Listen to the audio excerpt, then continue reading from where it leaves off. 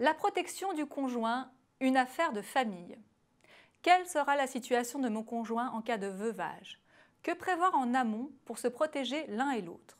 Pour savoir de quelle protection le conjoint peut bénéficier, les deux points essentiels à prendre en compte sont d'une part son statut vis-à-vis de l'autre conjoint, époux, partenaire ou concubin, et d'autre part la place du conjoint au sein de la famille, en d'autres termes son statut de parent et ou de beaux-parents des enfants du couple. De tous ces éléments va dépendre le degré de protection du conjoint. Cette protection n'est pas la même d'un couple à l'autre. Elle est maximale lorsque le couple est marié, plus faible lorsque le couple est pacsé et très parcellaire lorsque les conjoints sont simplement concubins. Par ailleurs, il faut préciser que des particularités existent lorsque la famille est recomposée. Mais quelle que soit la situation, la protection du conjoint reste modulable et il est donc possible de l'aménager pour la renforcer en conciliant cette protection avec les intérêts des autres membres de la famille. Avec 2 minutes pour votre patrimoine, faites le point sur votre propre protection en tant que conjoint et corrélativement sur la protection de votre propre conjoint selon la situation qui est la vôtre. Quelle protection pour l'époux? De toutes les situations de couple qui existent, c'est le mariage qui offre au conjoint la meilleure et la plus complète des protections. La loi accorde une protection spécifique à l'époux survivant. En cas de veuvage, le conjoint est héritier dans la succession du défunt. Sa part dépend de l'existence ou non d'autres héritiers, par exemple en présence d'enfants communs.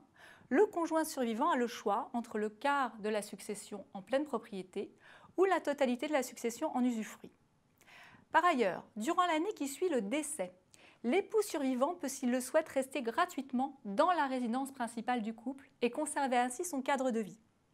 Les frais liés à cette occupation sont pris en charge par la succession. Passé ce délai, le conjoint survivant peut demander à bénéficier jusqu'à la fin de sa vie d'un droit d'habitation assorti d'un droit d'usage sur le mobilier. Toutes ces mesures de protection du conjoint survivant sont celles qui sont prévues par la loi. Or, rien n'interdit, en plus de ce dispositif de protection, de prévoir de sécuriser encore davantage la situation. Diverses solutions sont envisageables, voire cumulables, et n'exposent jamais au paiement de droits de succession. Parmi ces solutions, la donation au dernier dit vivant entre époux est particulièrement courante et intéressante fiscalement. Cette donation permet d'augmenter sensiblement la part du conjoint survivant sur sa succession et de lui laisser en plus un plus grand choix et donc mieux adapté à son situation le moment venu.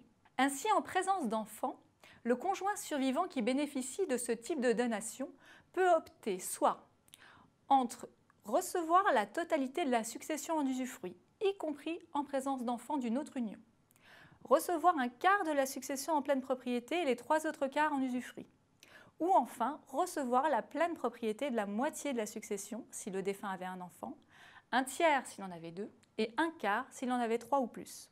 Il est également possible d'accroître les droits du conjoint survivant via le régime matrimonial.